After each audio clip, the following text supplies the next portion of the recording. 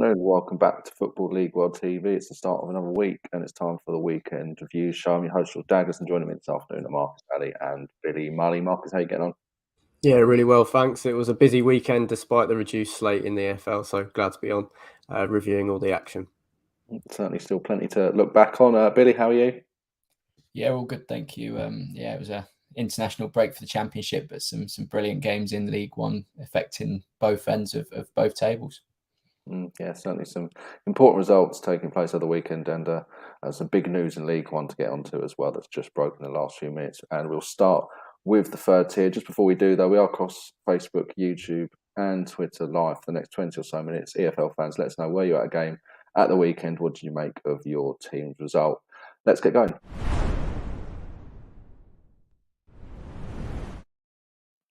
We'll start with Wimbledon's 1-0 loss at home to Cambridge. Extends their winless streak into the 20s now in the league, Wimbledon. And Mark Robinson has just been sacked by the club. Only last week, the Dons offered him the dreaded backing. They said they were going to stick by him.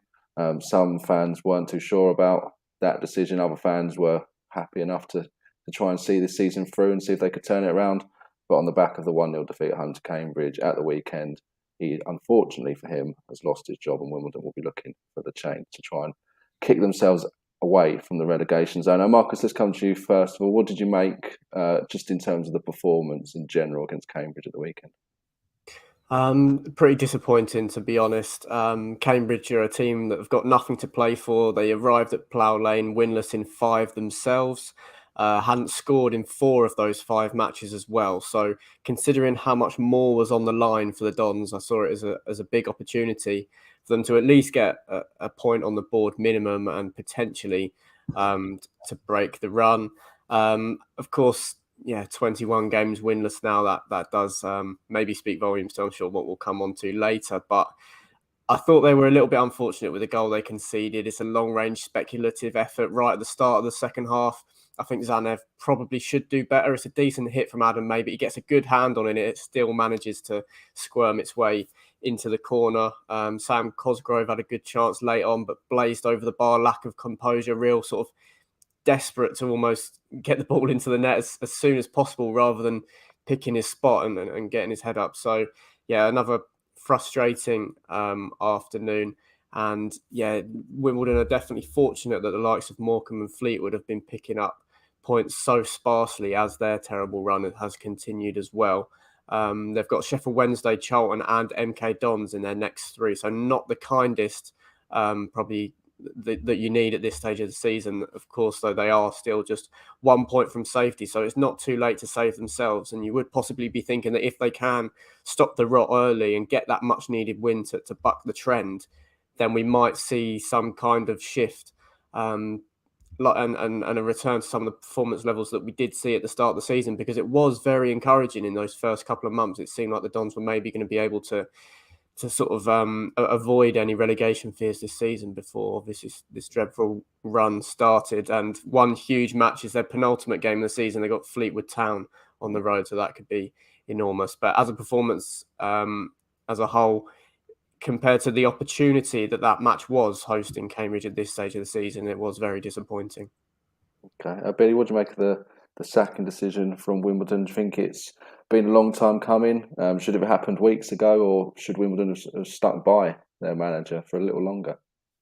It's a very difficult situation because, as we say, it sort of has come out of nowhere given sort of the public backing that Wimbledon issued throughout last week. And, I think Mark Robinson is a very good manager, obviously operating on a shoestring budget compared to their League One counterparts. And, he's done some good stuff with the youth players. And, as Marcus alluded to there, the start of the season was really, really encouraging. And, they've lost confidence and they've just not been able to pick it up from anywhere this season.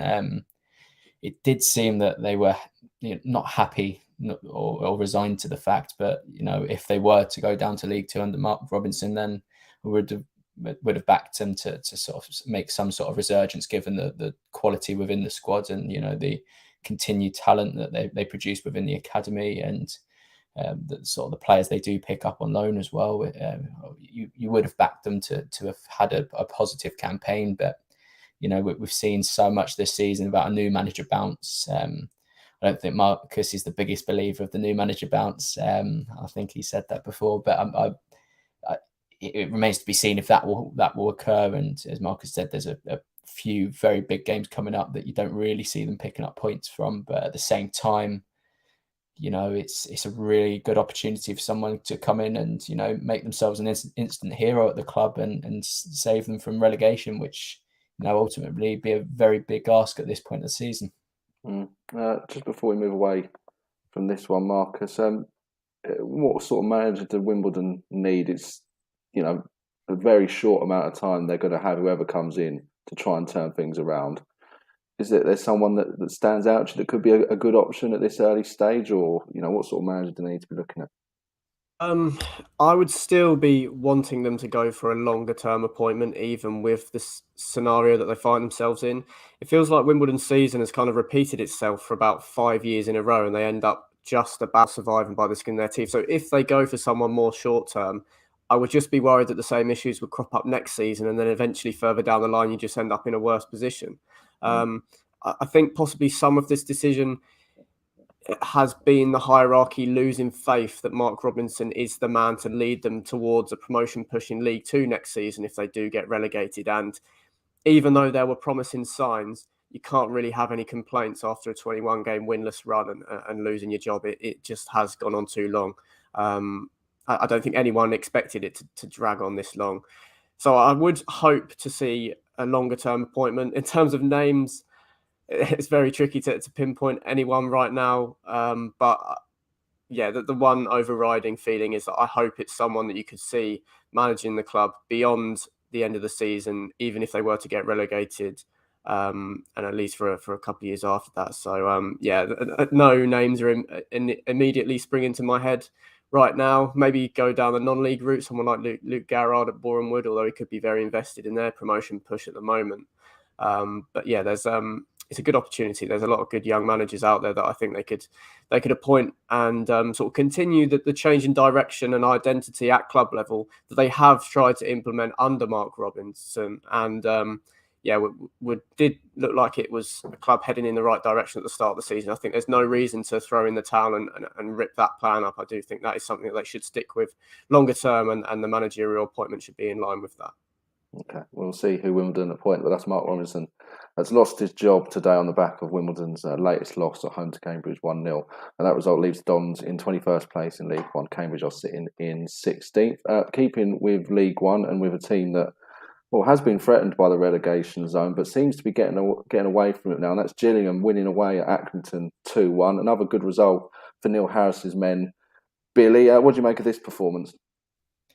I think the best way to sum it up is probably getting the job done. I think they're getting to that point in the season, getting to the point of the season for any club where results become the ultimate priority. It doesn't really matter if your performances are leading you somewhere. It's about getting the points on the board, especially that that's continuing to try and escape the League One relegation places, and that's exactly what they've done with another good win against a side that are typically very good at home. I think when you look at the expected goals, Accrington was at 2.5 and Gillingham were at 1. So it just shows you it gives you an indication to the kind of game it was. But yeah, you can't overlook the job that Neil Harris is doing. Come into a very, very difficult situation, and he's doing a very, very good job, and it really gives Gillingham fans, that kind of boost that they can continue on this sort of upward trend going into next season. And, if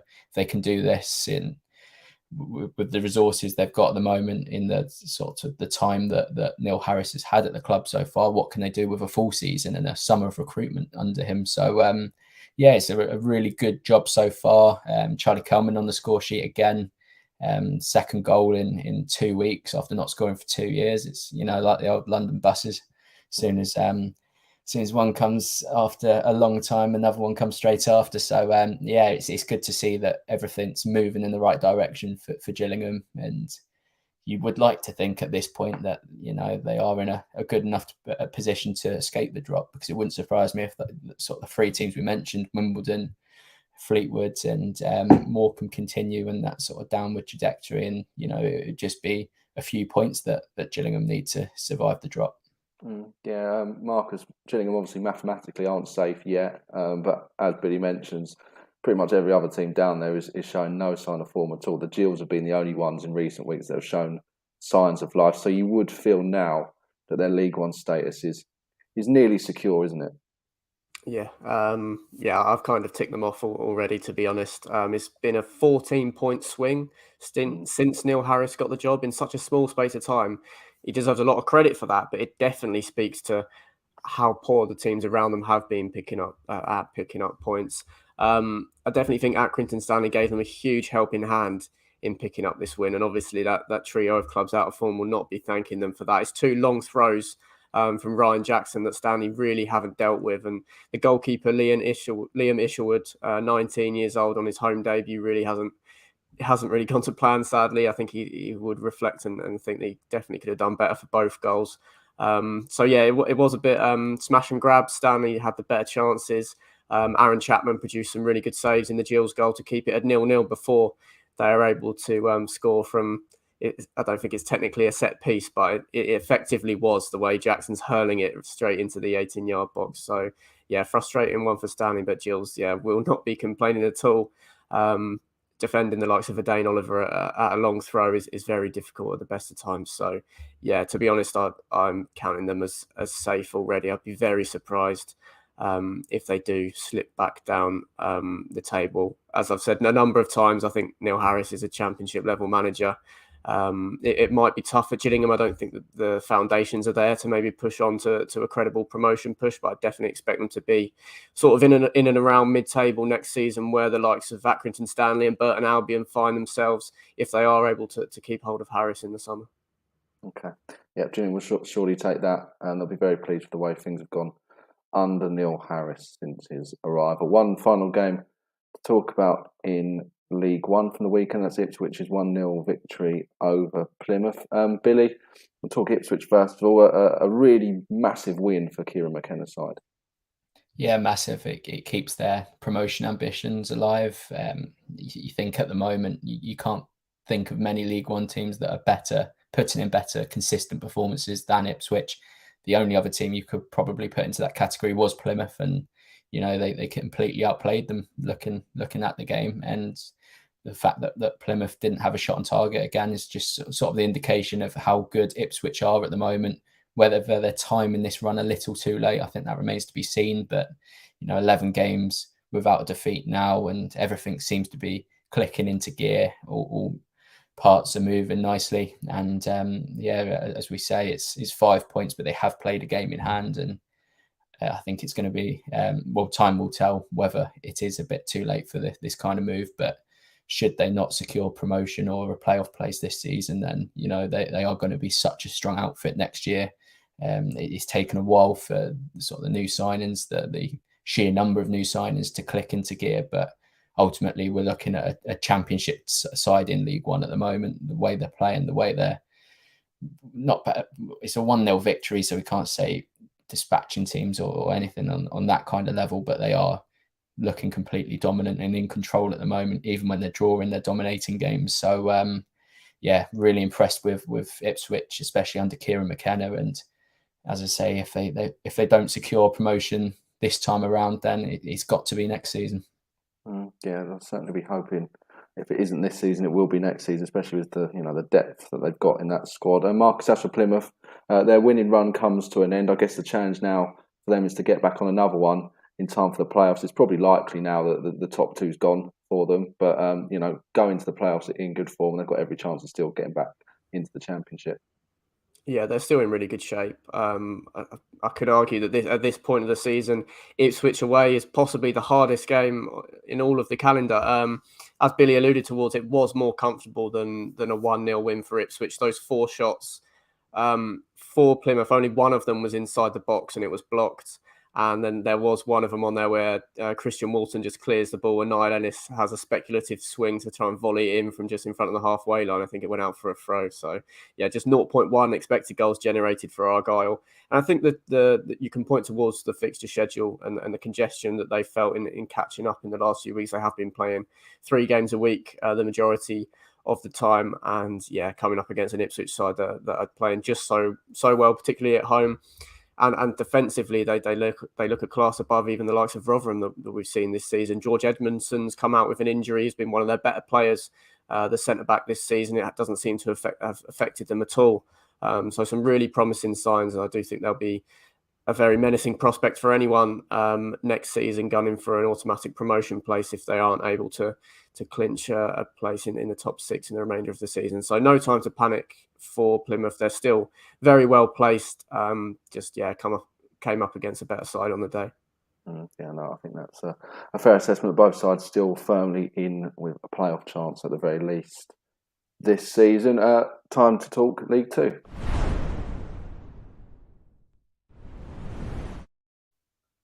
And we'll start with Carlisle's 1-0 victory over Bristol Rovers. And Billy, a little bit of a surprise, I think it's fair to say, given Bristol Rovers' form going into this one.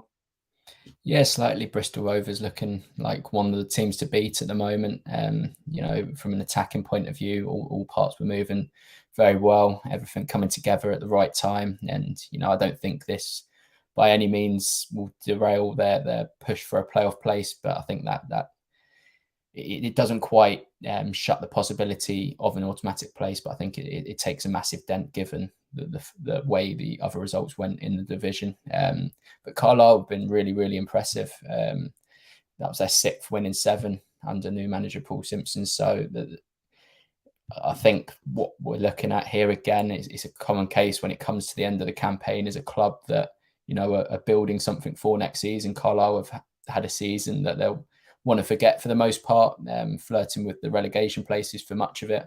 But that's not what we typically associate with Carlisle. So, it looks like they could be getting back to, a top half competition, even pushing for the playoffs next season. So, it's all moving in the right direction, I think, at Carlisle.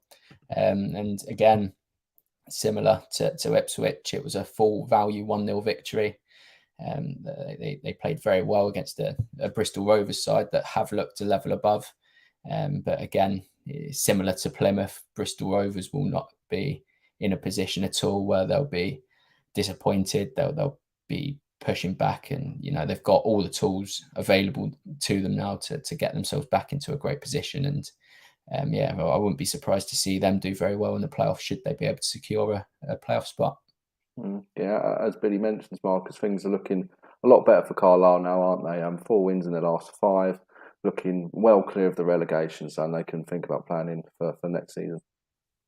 Yeah, incredible stuff since Paul Simpson came in. 6 wins from 7. I'm pretty sure the ball will be in his court in terms of whether he wants to be there or not next season. I definitely think the club should be hoping to tie him down to a contract in the summer. It's been an incredible impact. A top half finish isn't even off the cards at this rate.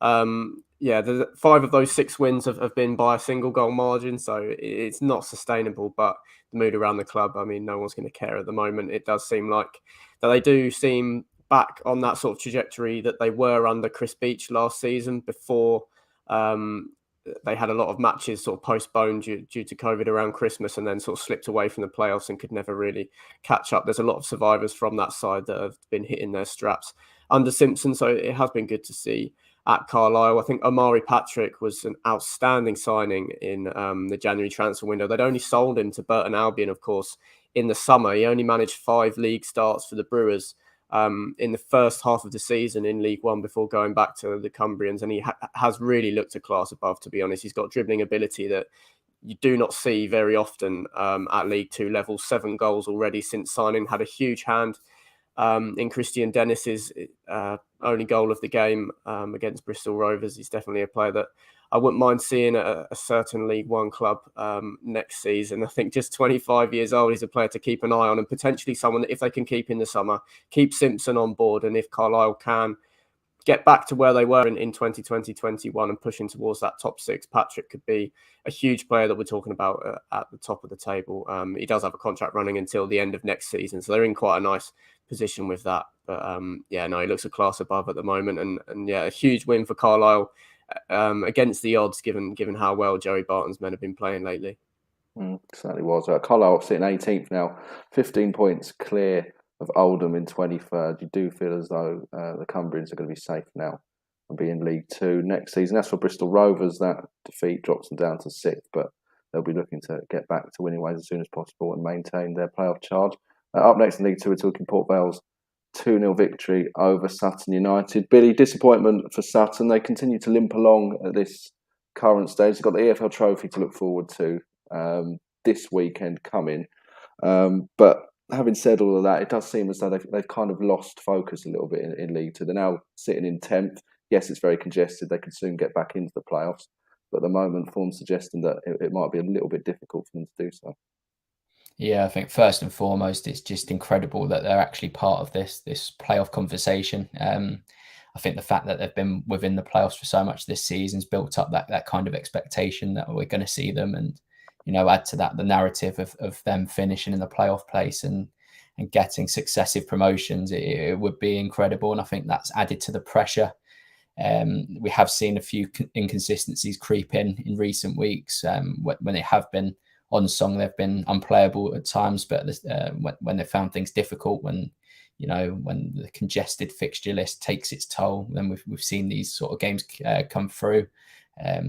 Again, Port Vale deserving winners, better team all game in every department, I think it's fair to say. But I think Matt Gray has done a brilliant job, and the reward could be the playoffs. The reward could be this final coming up. I think there's a lot to be positive about from a Sutton perspective, and should they miss out on the playoff picture this season, then there'll be this sort of expectation again that they can go one better next season. They'll have every right to believe that, because they've put in some really, really strong performances at League Two level this season, where a lot of people would have written them off.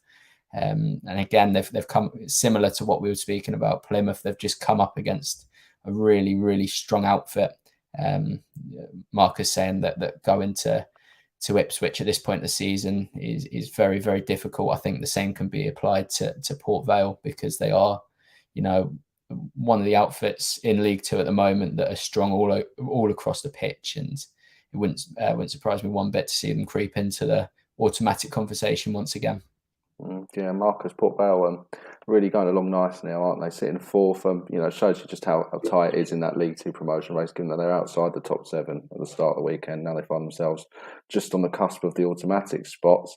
A great performance against Sutton, job well done, and puts a team away that's obviously a playoff rival as well at the weekend. Yeah, absolutely.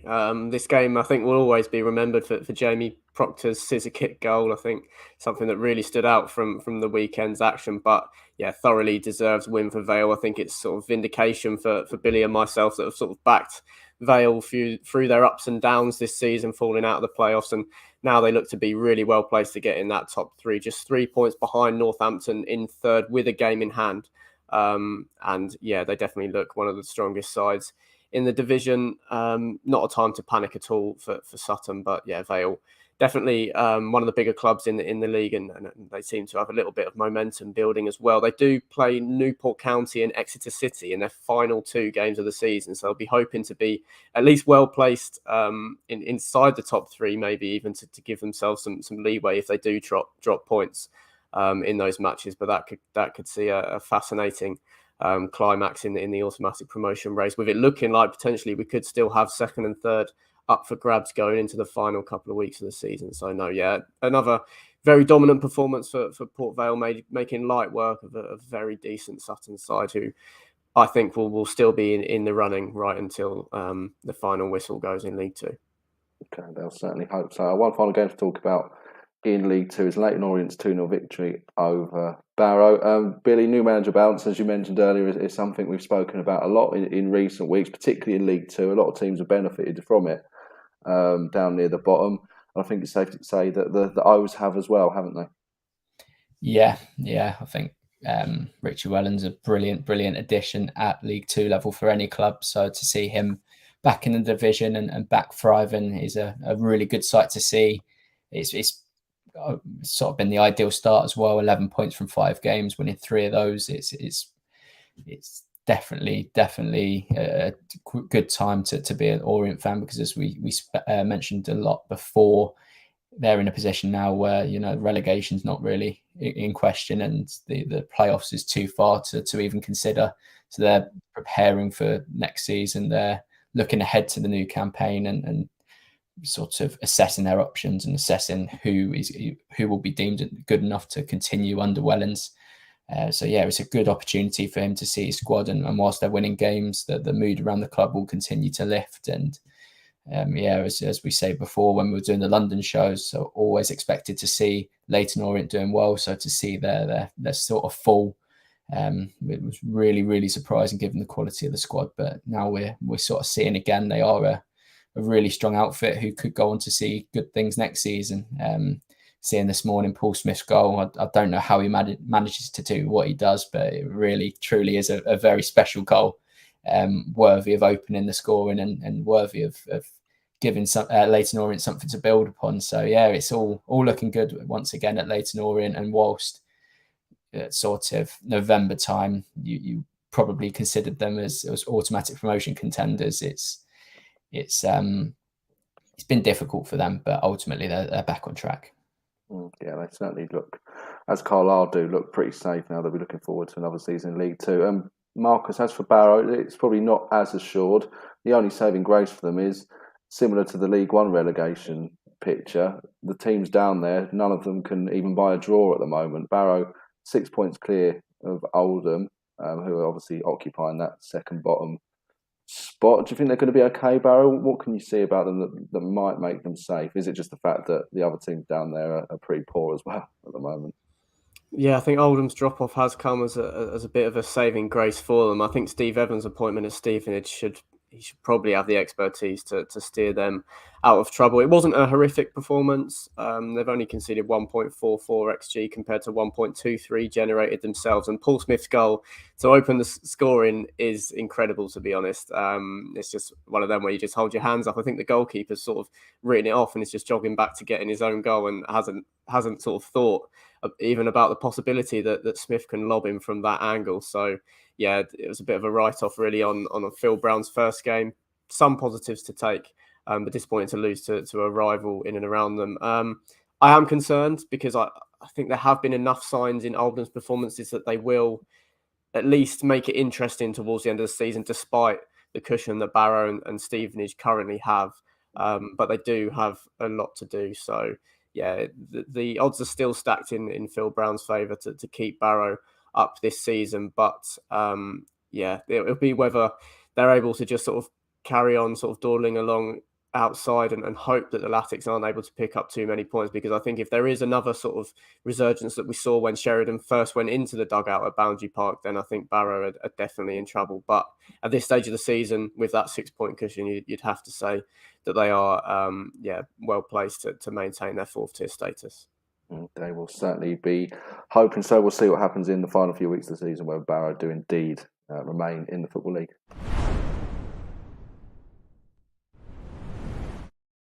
That's it for the Weekend Review show for this week, and that's it for Football League World TV's programmes today as well. We'll be back with plenty more shows tomorrow. Marcus and Billy, thanks for joining me this afternoon. Great to get your thoughts as ever on the weekend's action.